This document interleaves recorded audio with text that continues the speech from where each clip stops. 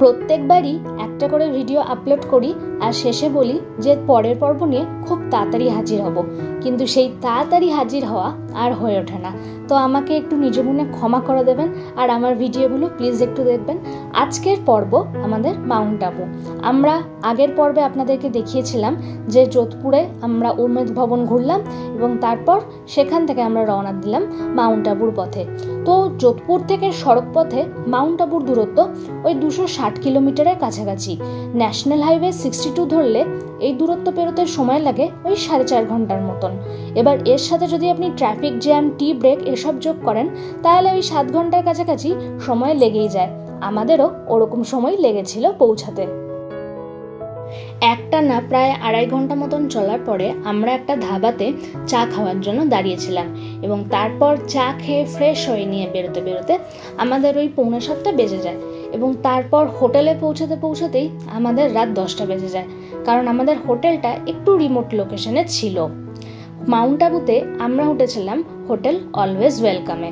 হোটেলে পৌঁছানোর পর আমরা যখন বাস থেকে নামার সাথে সাথেই বেশ ভালো মতন শীতের উপস্থিতি টের পাচ্ছিলাম। সাথে করে যদিও শীতের জামা কাপড় নিয়ে এসেছিলাম, কিন্তু মনে হচ্ছিল আরেকটু আনলে যেন ভালো হতো। ভিডিওর এই অংশটিতে আমি আপনাদের দেখাচ্ছি যে মাউন্ট আবুতে ঘোরার মতো কি কি ট্যুরিস্ট স্পট আছে, কিন্তু হাতে পর্যাপ্ত সময় কম থাকায় এর মধ্যে কয়েকটিতেই আমরা পরের দিন যেতে পেরেছিলাম। আর এবার পালা রুম ট্যুরের। আমার যতদূর মনে হয়েছিল যে এই হোটেলটা বেশি দিনের নয়, মানে জাস্ট নতুন তৈরি হয়েছে। রুমগুলো যথেষ্ট বড় ছিল, পরিষ্কার পরিচ্ছন্ন, double size bed, king size হতে পারে, কুইন সাইজ, আমার অত আইডিয়া নেই। ইন্টারকম ছিল রুমে, ইলেকট্রিক কেটেল ছিল, দেয়াল আয়না, তারপর আলমারি, এলইডি টিভি, তারপর সোফা সেট, আর তাছাড়া টেবিল ছিল, যেগুলো দরকারি লাগে আর কি অ্যামিনিটিসের মধ্যে, সে সবই ছিল। ইন্টেরিয়র খুবই অসাধারণ, দুর্দান্ত। আর এই পরিষ্কার পরিচ্ছন্নের জন্য তো আমি বেশ ভালো রকমেরই মার্কস দেবো। আমার যেটা সব থেকে বেশি এটা টপ প্রায়োরিটিসের মধ্যে পড়ে। বাথরুমও খুবই পরিষ্কার পরিচ্ছন্ন ছিল, 24 ঘন্টা গরম জলের সুব্যবস্থা, ওয়েস্টার্ন কোমোডও ছিল, আর সাথে শাওয়ার প্যানেল যেটা থাকে সেই শাওয়ার প্যানেলও ছিল। বাথরুম পরিষ্কার হোক, রুম পরিষ্কার হোক, আমার আর কিচ্ছু চাই না, এটাই আমার টপ প্রায়োরিটিসের মধ্যে পড়ে, যেটা আমি আগে আপনাদেরকে বললাম। কিন্তু এই হোটেলের একটা প্রবলেম আছে যে এখানে লিফট নেই, তো সিঁড়ি ভেঙে উঠতে হয়, ওটাই যে একটু সমস্যা, কিন্তু সেটা ঠিক আছে, কোনো ব্যাপার না। একসাথে চাইলেই তো আর সব কিছু পাওয়া যায় না, একটা না একটাতে তো আমাদেরকে অ্যাডজাস্ট করতেই হবে। তো আমরা ওপরে ছিলাম টপ ফ্লোরে, আর বাকি যারা ছিলেন বয়স্ক ফ্যামিলি ম্যান যারা, তারা ওই দোতলা বা ওই ধরনের ওখানে ছিলেন, মানে 3 তলা আর কি পুরো হোটেলটা। লিফট নেই এটাই যা, বাদবাকি সব ফ্যান্টাস্টিক, এক কথা দুর্দান্ত, খুবই ভালো লেগেছিল আমার। আর ইলেকট্রিক কেটেলের কথা তো আমি আরেকবারই বলবো, কারণ আমার সেই সময় আরেকটু ঠান্ডা লেগে গেছিলো, তো এই ইলেকট্রিক কেটেল আমার খুবই উপকার করেছে। আর বিছানা দেখে না আমার তখন মনে হচ্ছিলো কি জাস্ট শুয়ে পড়ি, এত টায়ার্ড ছিলাম যে আর পাচ্ছিলাম না, কিন্তু খাওয়া দাওয়া তো করতেই হবে। তো যেহেতু আমাদের পৌঁছাতে রাত হয়ে গেছিলো, তো আমাদের খেতেও একটু বেশ রাতই হয়ে গেছিলো ওই দিনকে। তো চলুন এবার আপনাদেরকে আমি দেখাই ওই দিন রাতে আমরা কী খেয়েছিলাম। হোটেলের এই বিশাল ডাইনিং রুমে যখন আমরা সবাই খেতে বসলাম, ঘড়ির কাঁটা ততক্ষণে 11:30টার ঘর ছুঁয়ে ফেলেছে। ওই দিন রাতে ডিনারে ছিল গরম ভাত, গরম ডাল, পাঁপড় ভাজা, পনিরের তরকারি আর চিকেন। এতটা পথ জার্নি করে এসে এই ক্লান্ত শরীরে আবার সবার জন্য এত কিছু রান্না করা, এর জন্য দূর দূরান্তে ট্রাভেলসের রন্ধনশিল্পীদের আলাদা করে ধন্যবাদ জানাতেই হয়। 18 তারিখ সকাল 8:45, তাড়াতাড়ি উঠে তৈরি হয়ে নিয়েছিলাম। আজকের দিনটাতে অনেক দৌড়ঝাঁপ ছিল। চলুন তার আগে দেখাই ব্রেকফাস্টে কি খেয়েছিলাম। গরম গরম ধোঁয়া ওঠা লুচি আর আলুর তরকারি, সাথে গরম গরম দুধ চা। শীতকাল না হলেও আমেজটা যেন শীতকালের সকালের মতনই ছিল, তাই ওই পরিবেশে গরম গরম লুচি তরকারি এক কথায় জাস্ট অমৃত। আমরা দুজনই সবার আগে ব্রেকফাস্ট করতে চলে এসেছিলাম। এরপর একে একে সবাই ব্রেকফাস্ট করতে চলে আসলেন। মাউন্ট আবুর হোটেলে যেহেতু আমরা এক রাতের জন্যই ছিলাম, তাই ওই দিনকে রাতের বেলা আমরা ভারী কোনো ট্রলি ব্যাগ বা লাগেজ বাস থেকে নামাইনি। তো আমরা সবাই খেয়ে উঠেই বাসে চেপে বেরিয়ে পড়লাম আমাদের প্রথম গন্তব্যস্থল নাক্কি লেকের উদ্দেশ্যে। আগেই বলেছিলাম যে এখানে ট্যুরিস্ট স্পট তো অনেকগুলোই আছে, কিন্তু তার মধ্যে আমরা কয়েকটি জায়গাতেই যেতে পেরেছিলাম। সেই কয়েকটি জায়গার একটি ছিল এই নাক্কি লেক। আমাদের হোটেল থেকে এই লেকটির লোকেশন খুব একটা বেশি দূরে ছিল না। হোটেল থেকে বেরিয়ে বাসে করে ওই 10-12 মিনিটের মধ্যেই আমরা লেকে পৌঁছে যাই। আর বাস থামা মাত্রই এই সহিশবাবুটি তার ঘোড়া নিয়ে এগিয়ে আসেন, যদি কিছু যাত্রী পাওয়া যায় এই আশায়। এবার এই যে এই পার্কিং, এখানে আমরা নেমেছিলাম। এবার এই পার্কিংয়ের সামনেই অনেকটা জায়গা আছে, চাইলে আপনারা এখানে হাঁটাহাঁটিও করতে পারেন। আর এই পার্কিং থেকে সোজা ওই দিকে ওই যে গাড়িটি রাখা আছে ওই দিকে আমাদেরকে যেতে হবে। ওই দিকে সোজা হেঁটে আসলে এই ডাইরেকশন বোর্ডটি চোখে পড়বে। এখানে আছে হানিমুন পয়েন্ট, রোজ গার্ডেন, সার্কিট হাউস। আর আমি যেখানে দাঁড়িয়ে এখন এই ক্লিপিংসটি শ্যুট করছিলাম এটি ছিল নাক্কি পাথওয়ে। এই নাক্কি পাথওয়ে দিয়ে এই সোজা এগিয়ে গেলে, মানে যেখান থেকে ঘোড়াটি আসলেন তার সহিসের সাথে, এই সোজা এগিয়ে গেলে এই যে আমাদের নাক্কি লেক। এবার এই লেকে ঢোকার মুখেই দেখা হয়ে গেল এখানকার অধিবাসী বৃন্দের সাথে। সকাল সকাল স্নান করার চল বোধহয় এনাদের মধ্যেও আছে। আর স্নানের পাশাপাশি ডানা ঝাপটিয়ে একটু গা গরমও করে নিচ্ছিলেন। কম বেশি ঠান্ডা জলে স্নান করতে বোধহয় সবারই আপত্তি থাকে। মিঠে রোদের তাপে গা সেঁকতে সেঁকতে লেকের পাশে ঘুরে বেড়াতে বেশ ভালোই লাগছিল। এই লেকের কাছেই অবস্থিত একটি পাহাড়ে আছে টোড রক পয়েন্ট। এরকম নাম হওয়ার কারণ হলো পাথরটিকে দেখে মনে হবে যেন একটা ব্যাঙ জলে ঝাঁপ মারতে চলেছে। এবার এখানে একটি সানসেট পয়েন্টও আছে, কিন্তু সেই পথে বন্যপ্রাণী যেমন ভালুক, চিতাবাঘ এদের আনাগোনা থাকায় সানসেট পয়েন্টে যাওয়া নিষেধ। এই লেকে আপনি বোটিংও করতে পারবেন, কিন্তু তার জন্য অনেকটা হেঁটে আপনাকে বোটিং পয়েন্টে যেতে হবে।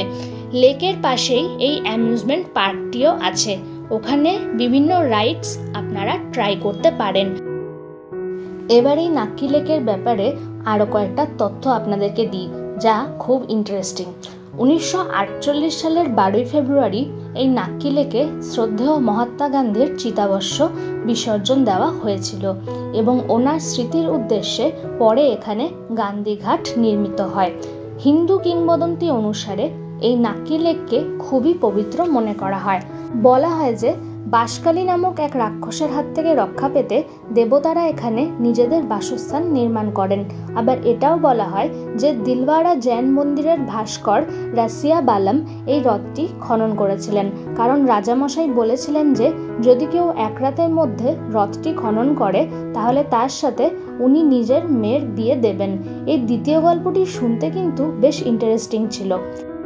ওই যে লেকের ওই দিকে আছে বোটিং পয়েন্ট, ওইখান থেকে আপনারা টিকিট কেটে এইভাবে বোটিং করতে পারবেন। আমরা যেহেতু এইদিকে নেমেছিলাম, এইদিকে তো কোনো বোটিং পয়েন্ট ছিল না, তাই আমাদেরকে এপার থেকে দাঁড়িয়ে দাঁড়িয়ে ওই পারের লোকদেরকে বোটিং করতে দেখতে হলো। তো যাই হোক, আপনাদেরকে আরেকটা জিনিস দেখাই। এই বাঁদিকে যে সিঁড়িটা দেখতে পাচ্ছেন এইটি হলো ভারত মাতার মন্দির। সাহারা ইন্ডিয়া গ্রুপের পক্ষ থেকে এই মন্দিরটি বানানো হয়েছিল। চলুন আপনাদেরকে ভেতরে নিয়ে গিয়ে দেখাই মন্দিরটি কীরকম। খুবই সুন্দর বাইরে থেকে দেখতে। সিঁড়ি দিয়ে মনে হবে যে একটুখানি, কিন্তু ওপরে অনেকটাই উঠতে হয়।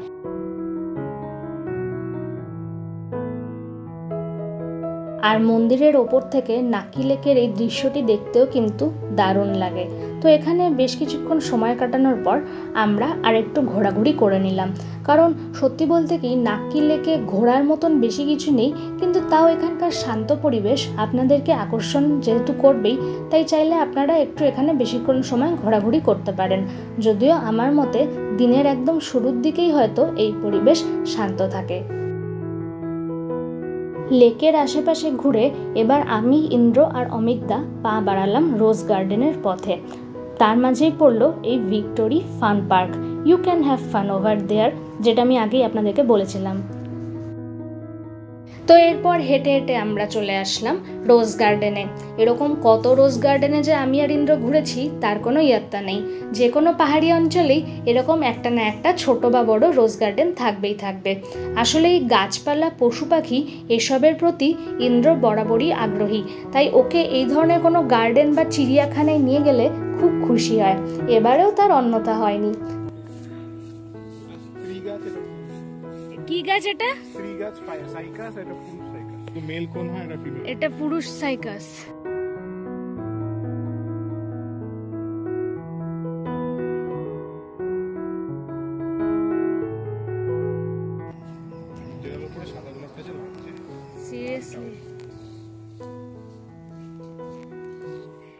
Doggo friend, hello. ঠিক আছে ঠিক আছে ঠিক আছে, চেন দিয়ে বাঁধাও। তো রোজ গার্ডেনে ছোট বড় বিভিন্ন আকৃতির এবং বিভিন্ন রঙের গোলাপের সমাহার দেখতে দেখতেই হঠাৎ করে চোখে পড়ল যে পাশের একটি ছোট টিলায় রক ক্লাইম্বিং শেখানো হচ্ছে বা করা হচ্ছে। তো আমাদের উৎসাহী চোখ সেটা খুঁজতে খুঁজতে, মানে অ্যাকচুয়ালি ভালোভাবে দেখার জন্য আমরা গুটি গুটি পায়ে ওই দিকেই হাঁটা লাগালাম। এসে দেখলাম যে একদল অসমবয়সী কিছু উৎসাহী মানুষ পাহাড়ে চড়া শিখছেন। নাক্কি লেকের পর আমরা এসে হাজির হলাম প্রজাপিতা ব্রহ্মকুমারী ঈশ্বরীয় বিশ্ববিদ্যালয়ের প্রধান শাখা ওম শান্তি ভবনে। সারা ভারতবর্ষ জুড়েই এই বিশ্ববিদ্যালয়ের শাখা আছে, এমনকি কলকাতাতেও প্রায় 10টি জায়গায় এই স্পিরিচুয়াল অর্গানাইজেশনটির শাখা আছে। সকাল 9টা থেকে সন্ধ্যে 7টা পর্যন্ত এই ভবনটি দর্শনার্থীদের জন্য খোলা থাকে। এখানে কোনো প্রবেশ মূল্য নেই।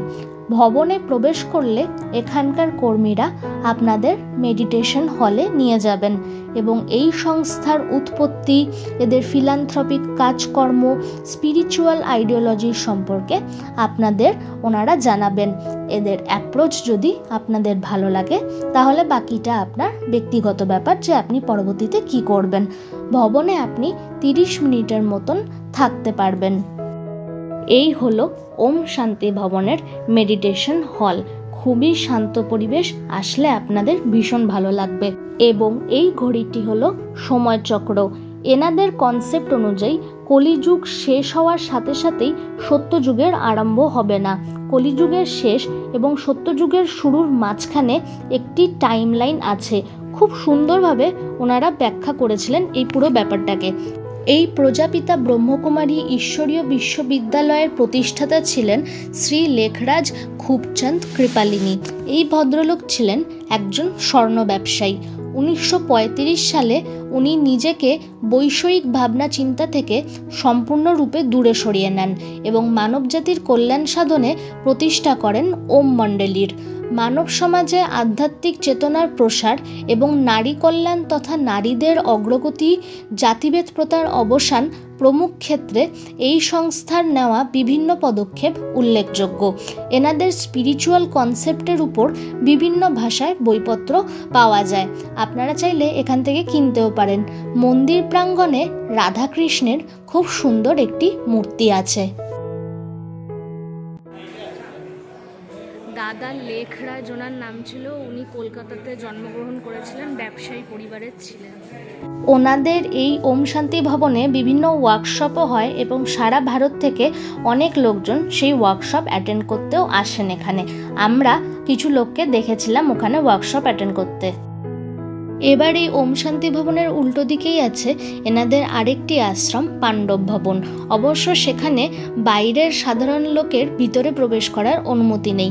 আশ্রম চত্বরেই আছে শ্রীকৃষ্ণের লাড্ডু গোপাল অবতারের একটি খুব সুন্দর মনোরাভিরাম মূর্তি।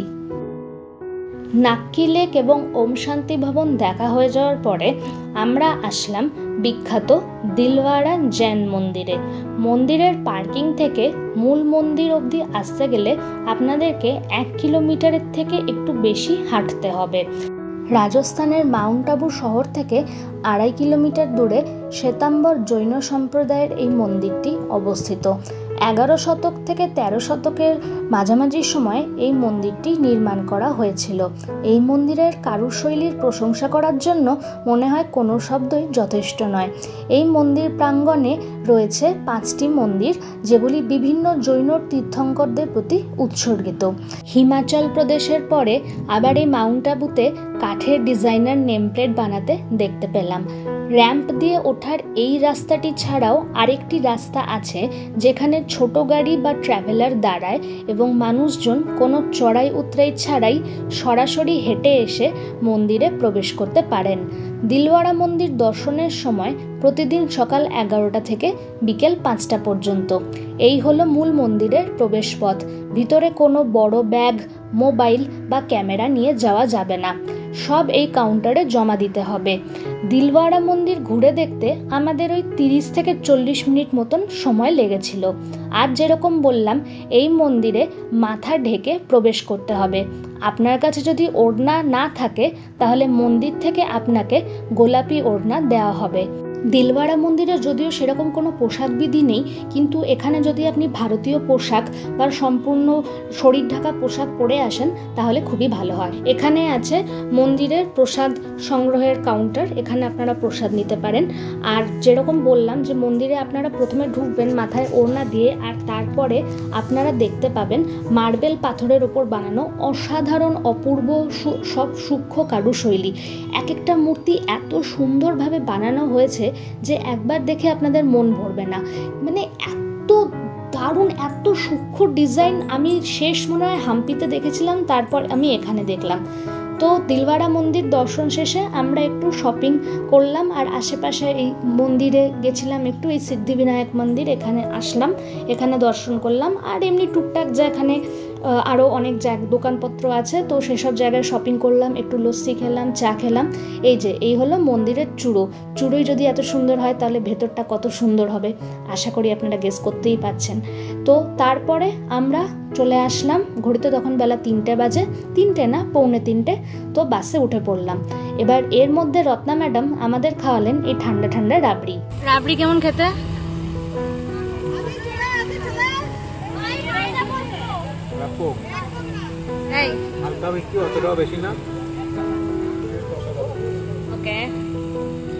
এরপর বেলা 3টে নাগাদ আমরা এসে পৌঁছালাম আমাদের হোটেলে, আর তারপর ঝটপট বসে পড়লাম লাঞ্চ করতে। লাঞ্চে ওই দিন ছিল ভাত, ডাল, শুক্তো, বাঁধাকপি, মাছের কালিয়া, পাঁপড় আর চাটনি। হোটেলে ফিরেই আমরা ঝটপট খেতে বসে পড়েছিলাম। আমাদের হাতে ওই দিনকে আর বেশি সময় ছিল না। ঘুরতে বেরোলে দেরি তো হয়েই যায় না, কিছু তো করার থাকে না এক্ষেত্রে। আর আমাদের হোটেলে ফিরতেও বেশ খানিকটা দেরি হয়েছিল, তো তাড়াতাড়ি খেয়ে দিয়ে নিয়ে ওই বিকেল 4:30-এর মধ্যে আমরা তারপর উঠে পড়লাম বাসে। এর পরের গন্তব্য উদয়পুর, আর সেই ভিডিও নিয়ে খুব তাড়াতাড়ি হাজির হব, আর এবার সত্যিই তাড়াতাড়িই আসব। তাহলে আজকের মতন এ পর্যন্তই থাক। আপনারা সবাই খুব ভালো থাকবেন, সুস্থ থাকবেন। টাটা।